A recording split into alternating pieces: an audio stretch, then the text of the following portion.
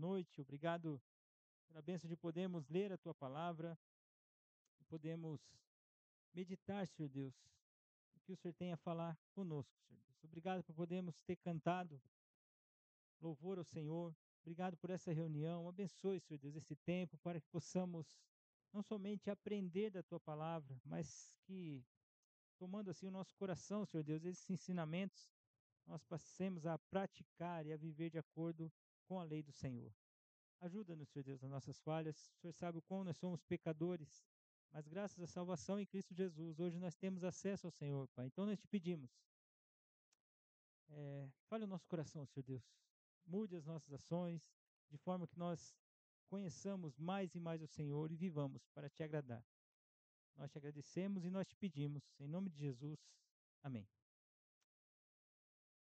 Amém, queridos. Nós estamos aqui diante do pior rei do Reino do Sul, do Reino de Judá, Manassés. Manassés foi um caos de rei, pelo menos no que se refere até a sua conversão.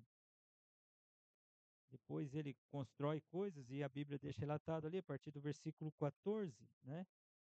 E mais uma vez, quando nós estudamos a palavra do Senhor, rapidamente nós nos impressionamos com alguns homens e mulheres de Deus, né? E claro que eles servem para nós como exemplos, né, da graça de Deus. Sim, nós podemos lembrar de homens como Pedro, Paulo, Samuel, Daniel, mulheres como Ana, Ruth, né, a própria Maria. Então, homens e mulheres que são um testemunho, que nós olhamos para a vida deles e falamos assim, que bênção poder ter esses exemplos que a palavra de Deus nos coloca. Contudo, em todos eles, o que nós não podemos perder a perspectiva é da ação de Deus na vida de cada um deles. Sejam eles aqueles que serviram, aqueles que foram criados, né, desde pequeno na fé, aqueles que vieram conhecer o Senhor bem mais tarde, numa idade avançada. Nós não podemos perder a perspectiva de que é a graça de Deus que alcança cada um daqueles pecadores. Por isso que não há motivo para nossa vanglória, né? Toda honra deve ser dada a Deus. E o texto de Manassés, o texto que fala sobre Manassés, deixa claro, nítido, evidente e transparente para nós de como acontece a conversão no coração do pecador. Como é uma ação divina no coração do pecador que o transforma de tal forma a ser um Manassés a ponto de alcançar o favor do Senhor. É muito linda essa frase que diz: o Senhor foi favorável, né? O Senhor literalmente escutou a oração de Manassés. Mas quando nós olhamos para aquele pecador, você e eu já iríamos dar um veredito aqui, né? Manassés não merece salvação. Você olha só os feitos de Manassés, você fala, Manassés não merece salvação. Acontece, querido, se nós olharmos no espelho, verdadeiramente, nós vamos enxergar que ninguém merece salvação. Nós devemos enxergar que diante da santidade de Deus, todo pecado deve ser condenado. Todo pecado. Seja o pecado de idolatria, como fica evidente em muitas ações de Manassés, a ponto de Manassés fazer aquelas coisas e provocar a ira, a pessoa de Deus, né?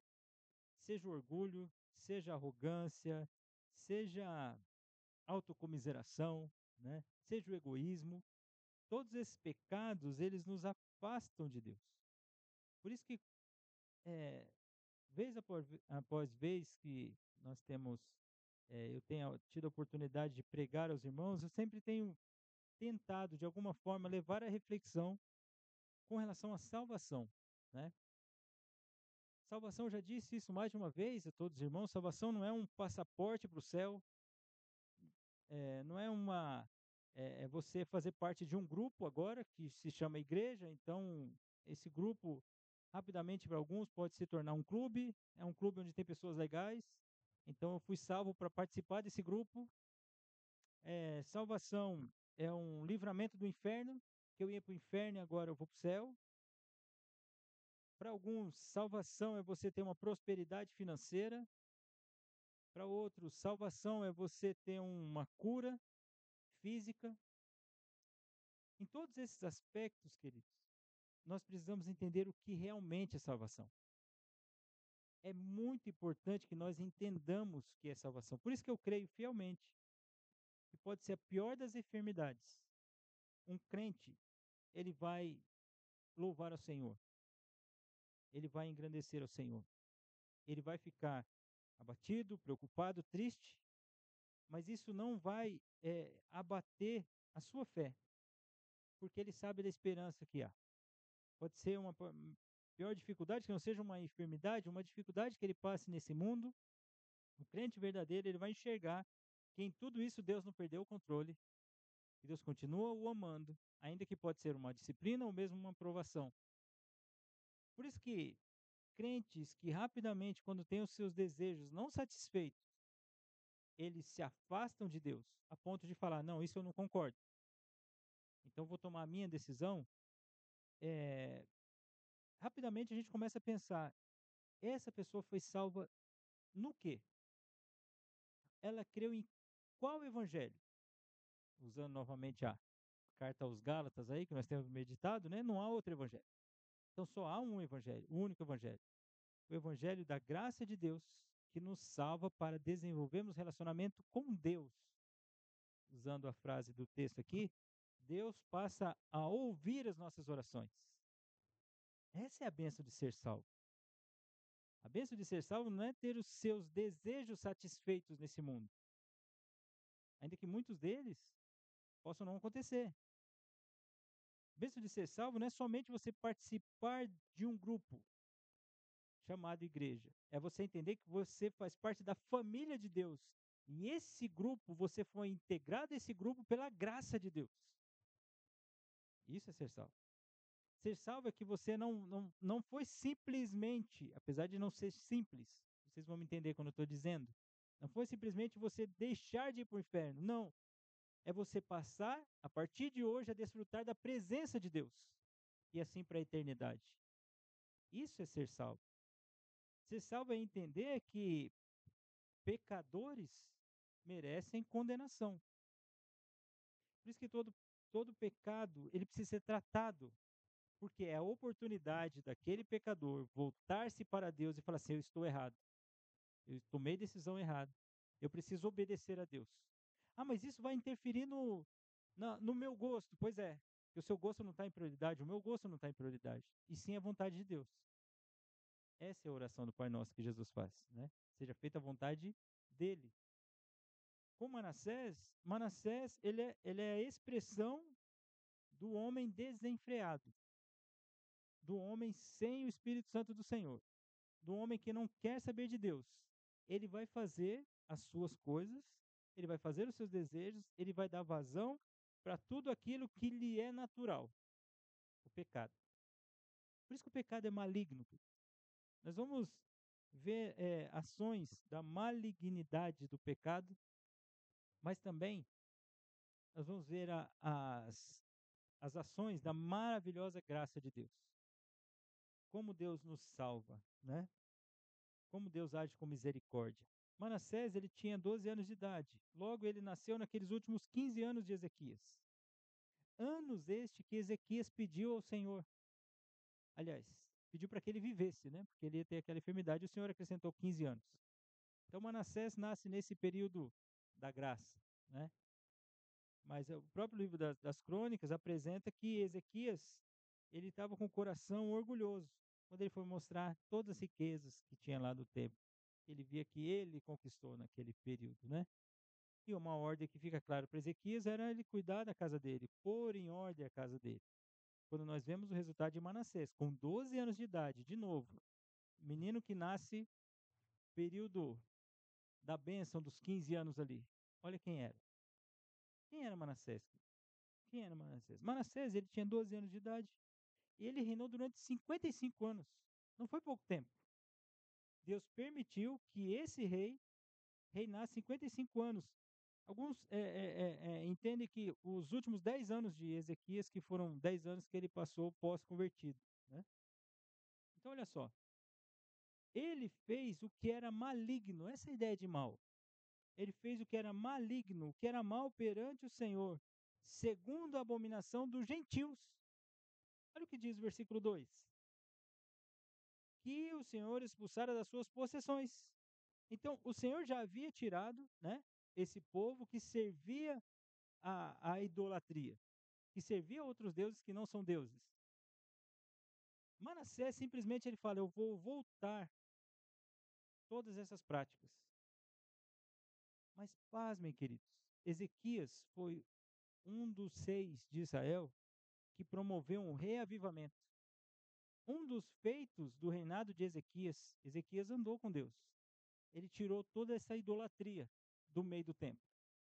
Ele limpou esse tipo de adoração, dessa falsa adoração. Ezequias havia limpo. Só que esse menino aqui, ele, ele faz tudo ao contrário do que o pai dele tinha feito. Olha que isso, queridos. Olha a marca da rebeldia do coração. Vamos lá, vamos dar uma olhada. Ele tornou a edificar os altos que seu pai havia derribado. Então, Ezequias, num ato de temor a Deus, o que, que ele fez? Vamos derrubar todos esses altos aqui, que significam lugares de adoração, né? Nós vamos derrubar tudo isso, porque isso não existe os outros deuses, só adorar o único Deus. Esse rapaz volta a reerguer esses altos que haviam sido derribados. E não para por aí. Ele não só é, é, é, ele volta a edificar, né? Como ele levanta altares aos Baalins, faz poste ídolos, ele se prostra diante de todo o exército dos céus e passa a servir a esses deuses. Então, ele não só volta a reedificar aqueles altares que foram derribados pelo seu pai, como ele passa a servir. Olha a rebeldia do coração, queridos. Olha o coração mau caminhando para dar vazão. É isso, é assim que faz. Por isso que quando você, se Deus mudou o seu coração e você é salvo, você precisa agradecer a Deus, porque essa rebeldia está dentro do seu coração. E sabe qual é a questão? Que mesmo cristãos convertidos precisam confessar os seus pecados, porque essa rebeldia volta a querer aflorar. Ela volta a querer aflorar, e aí alguns momentos você quer dar vazão para aquela rebeldia. É interessante que há algumas características. Nós todos somos rebeldes diante da lei de Deus. Mas tem pessoas que a rebeldia é mais exacerbada, igual outras o egoísmo, igual outras o orgulho, né? No caso de Manassés, qual que foi a questão? Espera aí, que negócio é esse? Vamos edificar todos os altares. Todos os altares agora nós vamos edificar. E vamos servir esses deuses. Esse é o coração de Ezequias. Vamos ver mais coisas do que Ezequias fez? Ele edificou altares na casa do Senhor. Não basta só em todo Israel, mas no templo, o qual o Senhor tinha dito que em Jerusalém eu vou pôr o meu nome. Então, ele passa em Jerusalém a construir altares, lugar esse que o Senhor tinha separado para que o nome dele, essa ideia de colocar o nome, é que o nome dele seria adorado. É um ato do Manassés. Mas ele também, versículo 5, diz que ele edificou altares a todos os exércitos dos céus, nos 2 átrios da casa do Senhor. Então, o Manassés falou assim: nós vamos instituir aqui a adoração idólatra, no meio desse lugar, onde era para o único Deus ser adorado. Meu pai tinha tirado tudo isso, mas nós vamos voltar a adorar tudo isso aqui. E ele continua, queridos. Ele queimou os seus filhos como oferta no vale do filho de Inom. Então, até esse ritual de idolatria, de ofertar o próprio filho, foi feito por Manassés. Pastor, e pior ainda, piora. Piora porque o texto diz que ele adivinhava pelas nuvens, ele era agoureiro, ele praticava feitiçaria, ele tratava com necromante, com feiticeiros, e ele prosseguiu em fazer o que era mal perante o Senhor, para provocar o Senhor aí. Essa é a característica de Manassés. Senhora, assim você fala, mas pastor, é, é assim o coração do pecador? É assim o coração do pecador, queridos. Por isso que quando quando a igreja, né, não é clara, né, em pregar o evangelho, eu já disse isso mais de uma vez para todos, né, quando a igreja não é clara em apresentar o único evangelho, ela ela não é honesta com o pecador. Porque muitas vezes parece que aquele que não serve o Senhor é só uma pessoa que não vai para a igreja. É uma pessoa boa. As pessoas falam isso, né. É interessante, é uma pessoa boa, né. É uma pessoa boa. Gente boa, honesta, está refletindo de alguma forma a imagem de Deus, né, criado no homem. Sim, mas não deixa de ser pecador, porque todos os descendentes de Adão são pecadores. Pastor, mas a pessoa é tão boa, ela é tão legal. Então você precisa ler 2 Crônicas 33. E você vai ver o que que é um coração, o que é o coração do homem. Às vezes, a pessoa não vai levantar poste, ídolos e servir, vai se render diante de uma escultura e não vai queimar os filhos em adoração, né, mas a rebeldia está lá naquele coração, queridos. Inclusive todos aqueles que não adoram a Deus são rebeldes diante dele. A Bíblia os trata como desobedientes. A gente costuma querer facilitar, né, muitas coisas, quando na verdade nós atrapalhamos. Por isso nós precisamos ser honestos, queridos, honestos na pregação do evangelho. Porque parece que o nosso jeitinho de agradar as pessoas facilita o caminho delas para chegar até Deus. Quem somos nós, irmãos? Não, pastor, a gente tem que falar assim, claro, você sabe muito bem, né? Eu estou dizendo para você ser educado, você ser gentil, né? Você ser uma pessoa que tem uma palavra temperada com sal, como diz Paulo, mas não deixa de falar a verdade. Sabe o que acontece muitas vezes? Às vezes essa pessoa, enganada, não entendendo a verdade do evangelho, ela acha que está tudo bem. Ela não consegue se olhar no espelho como Manassés.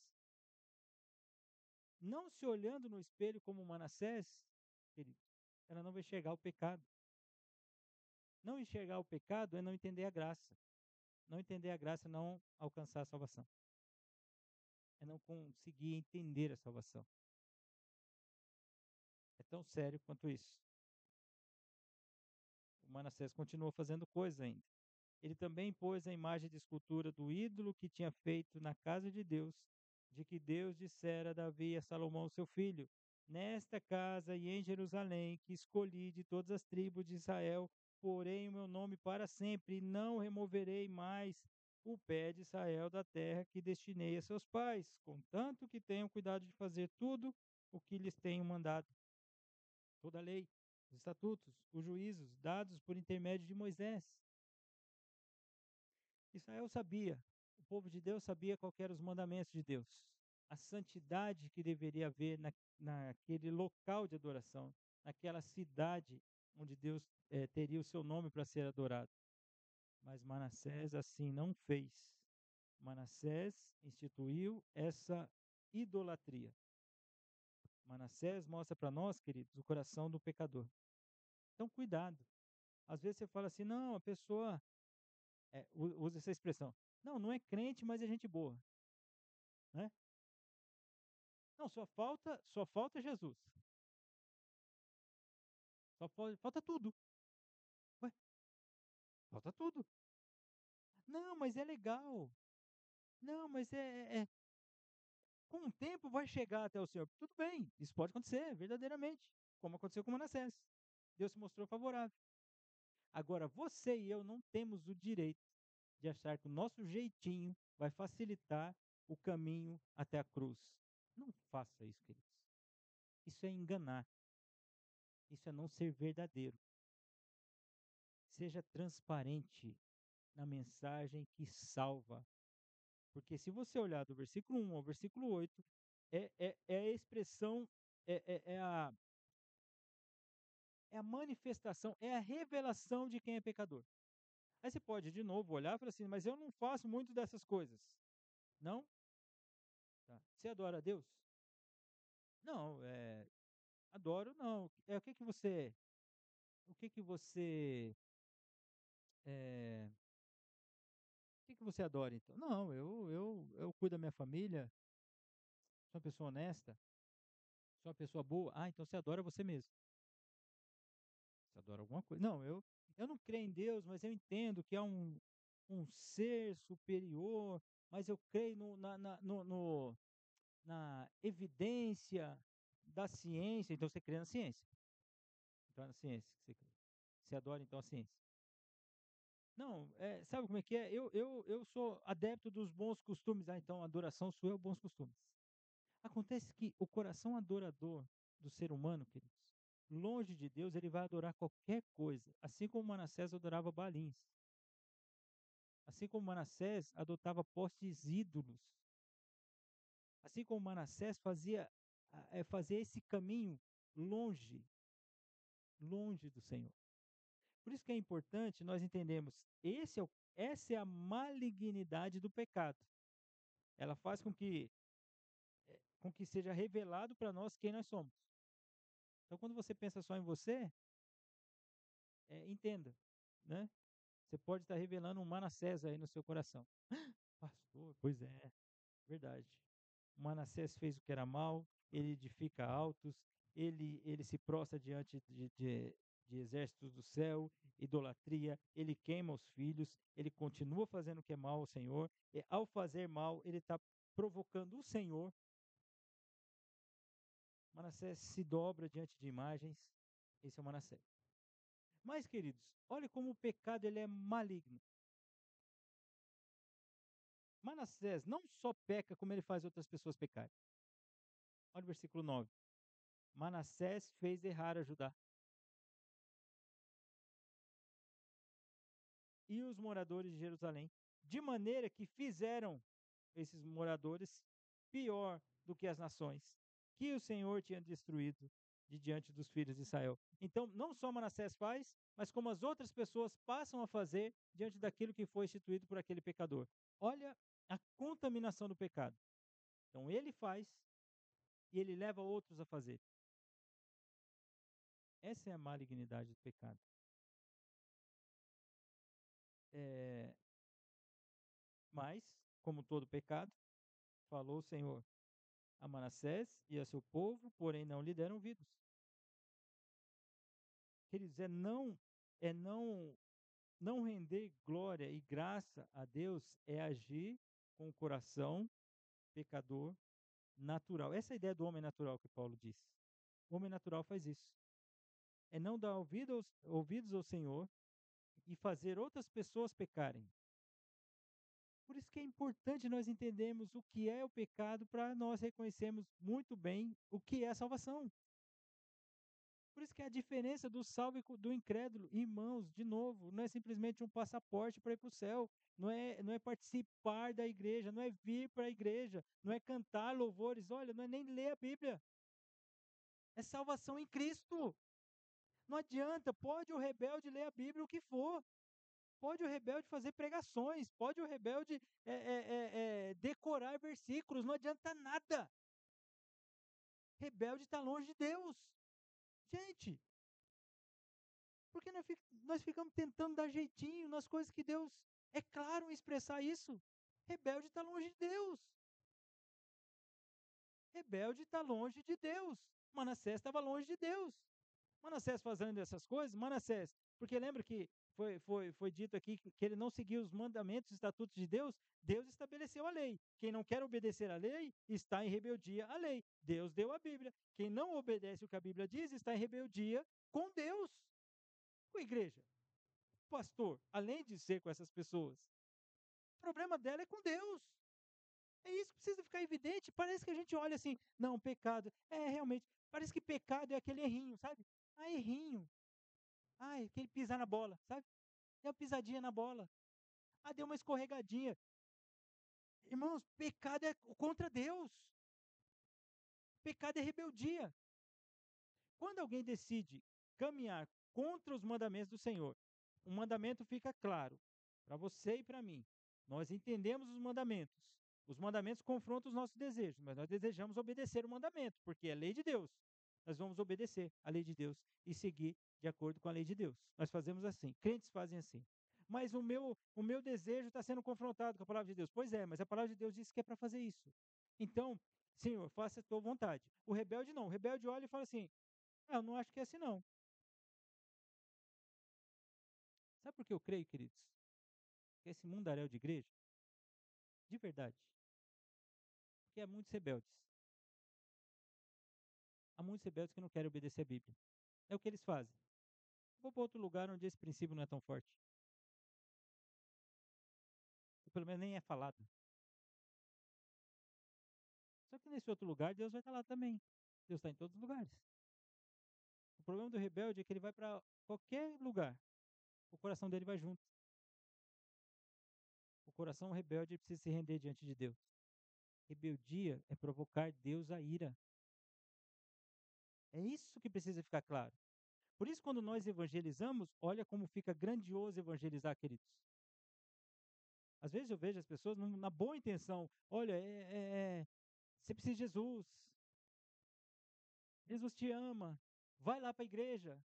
Eu entendo na boa ação que a pessoa tem de dizer isso. Mas, queridos, será que isso é verdade? Deus ama o pecador ou o pecador arrependido? O que vai adiantar a pessoa estar sentada no banco da igreja, sendo com o coração rebelde? Você acha que Deus. Sabe, irmãos, parece que a gente acha que Deus é bobo. Olha, a pessoa está lendo a minha Bíblia, está em rebeldia com o meu mandamento, mas está lendo? Que bom, que legal. Gente, se nós que somos pecadores não somos enganados assim, por exemplo, você chega para o filho lá, seu filho lá, chega para seu filho dar uma ordem para ele. Ele não obedece, ele é rebelde. Mas daqui a pouco ele prepara um café para você. Olha, papai, olha, mamãe, trouxe um negocinho para você, né? Olha, papai, fiz um cartãozinho dizendo para você que eu te amo muito. Quando você recebe aquele cartão, o que você pensa? Está tentando me enganar. Está tentando me enganar. O coração não foi transformado, irmãos. Por que a gente acha isso com o pecador? Por que a gente acha isso com o rebelde? Tudo bem, está lendo a Bíblia. Beleza, decorando o versículo. Olha, joia. Está contra o princípio de Deus, o que, que adianta? Está querendo mandar cartinha para Deus e falar que está tudo certo? Irmãos, não é assim que funciona. Não é assim que funciona. Deus não é brincadeira. Agir dessa forma, achar que Deus é bobo. Achar que Deus é bobo.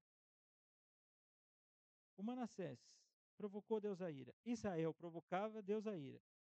Pelo que o Senhor trouxe sobre eles os príncipes do exército do rei da Síria, dos quais prenderam Manassés com ganchos, amarraram com cadeias e o levaram à Babilônia.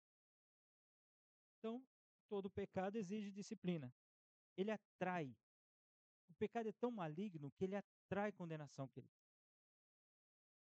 Sabe assim, parece que a pessoa, quando está em rebeldia com relação a Deus, em rebeldia com a palavra de Deus, o que é que elas fazem? Senhor, me puna.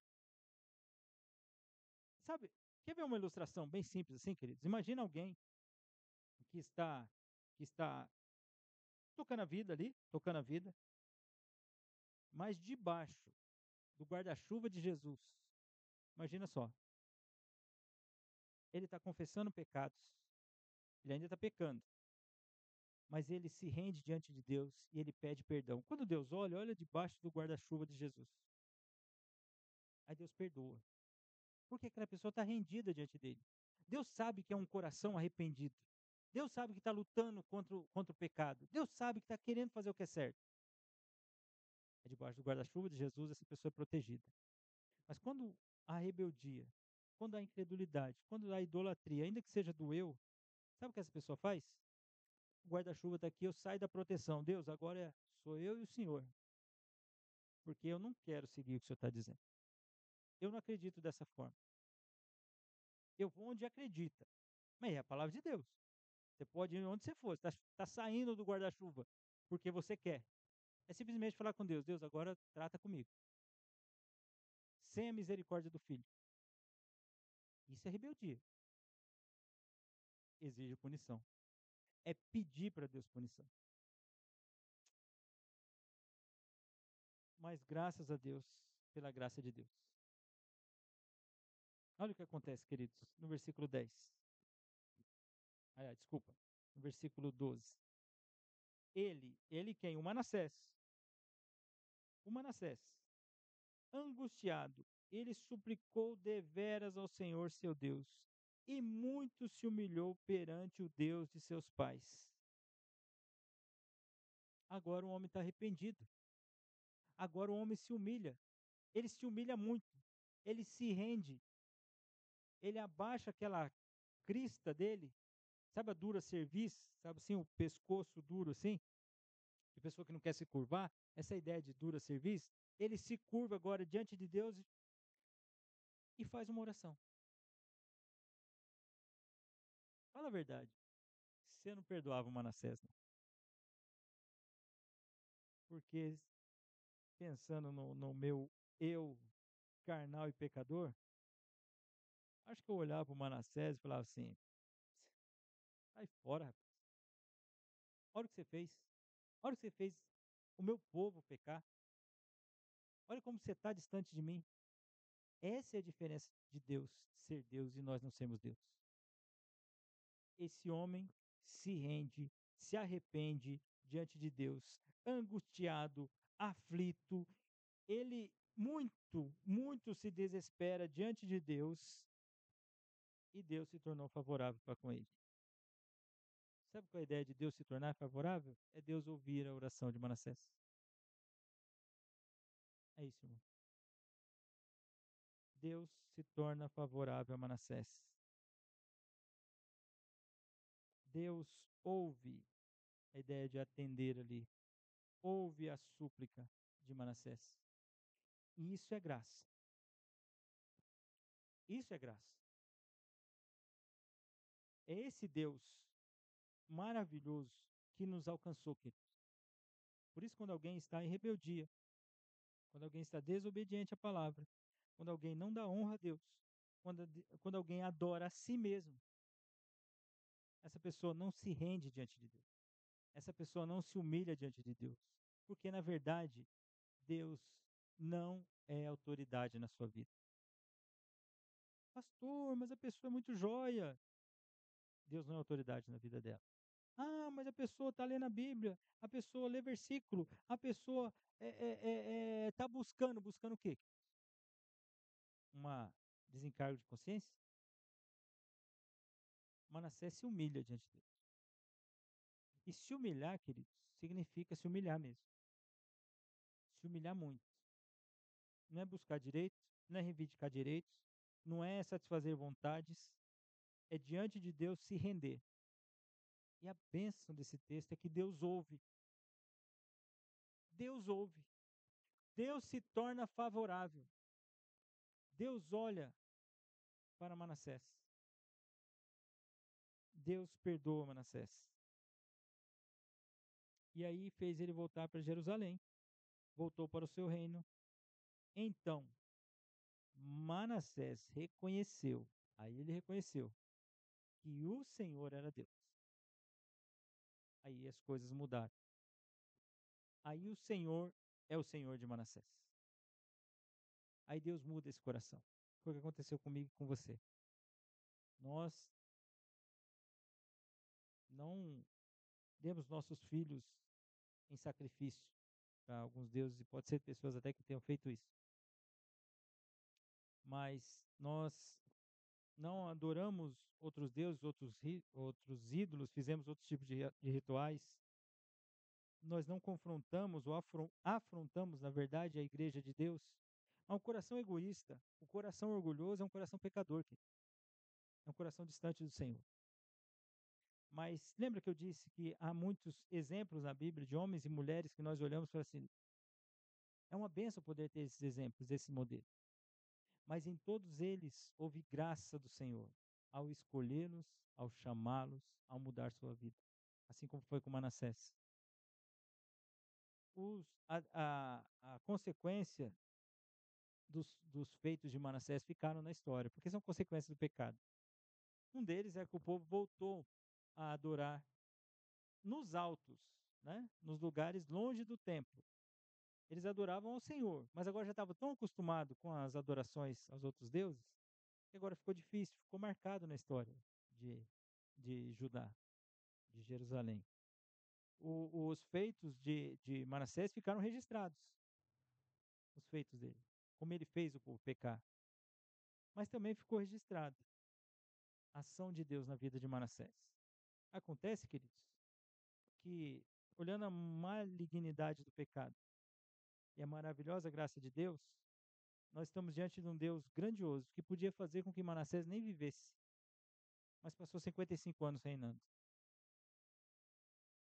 Deus permitiu que Manassés fosse um tentador para aquela nação. Só que diante disso, outros corações foram revelados, né? Pessoas que também não adoravam a Deus seguiram Manassés.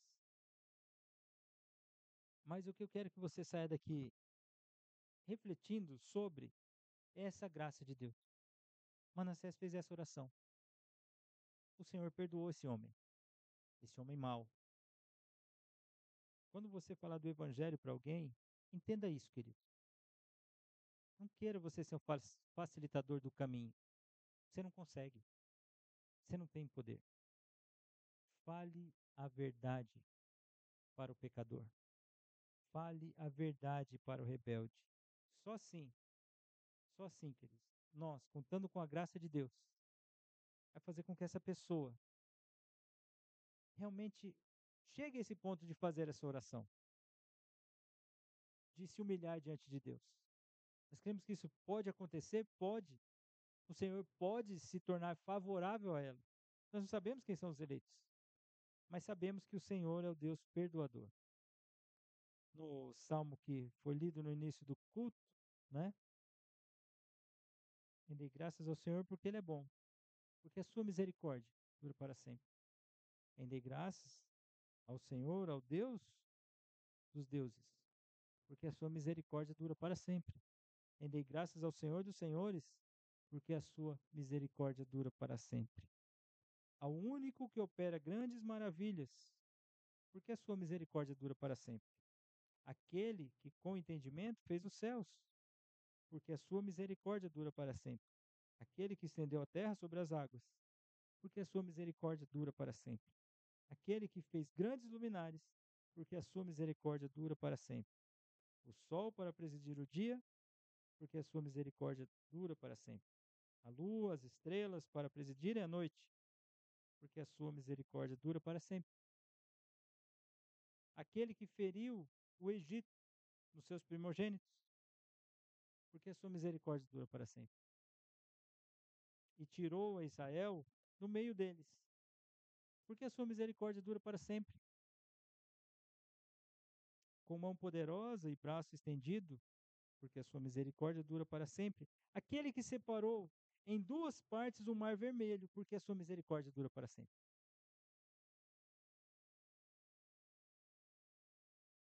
E por entre elas ele fez passar Israel, porque a sua misericórdia dura para sempre. Mas precipitou no mar vermelho a Faraó e ao seu exército, porque a sua misericórdia dura para sempre. Aquele que conduziu o seu povo pelo deserto, porque a sua misericórdia dura para sempre. Queridos, esse é Deus. Esse é o único Deus. Falemos a verdade para o pecador, para o rebelde, para o impenitente, para o impuro, para o incrédulo. Falemos a verdade do Senhor. O Senhor é perdoador. O Senhor muda corações. É importante nós entendermos claramente a malignidade do pecado, mas não deixe de apresentar a graça maravilhosa e grandiosa do nosso Deus. Amém? Senhor, obrigado por essa noite, obrigado pela bênção de nós refletirmos sobre esse texto tão maravilhoso de 2 Crônicas 33, ao ficar claro para nós, Senhor Deus, o retrato do pecador, a malignidade, Senhor Deus, do pecado, como, como o pecado é sujo, Senhor Deus, como nós falhamos muitas vezes, Senhor Deus, diante do Senhor, mas o Senhor se tornou favorável a nós, a ponto de converter o nosso coração. Queremos agradecer ao Senhor. Queremos orar, Senhor Deus, agradecendo ao Senhor por tudo que o Senhor tem feito. Ajuda-nos, Senhor Deus, a viver para a tua honra e glória. Ajuda-nos a entender que a tua misericórdia dura para sempre e é assim na nossa vida, Pai. Pai, transforme corações, Senhor Deus, que nós reconheçamos o nosso pecado e humildes diante do Senhor, oremos a Ti. Façamos essa oração de reconhecimento de quem nós somos e agradecimento pelo que o Senhor fez na nossa vida. Nós te louvamos, Pai. Arrependidos e alegres, porque a tua misericórdia dura para sempre. Nós te louvamos em nome de Jesus, Pai. Amém. Bom, João,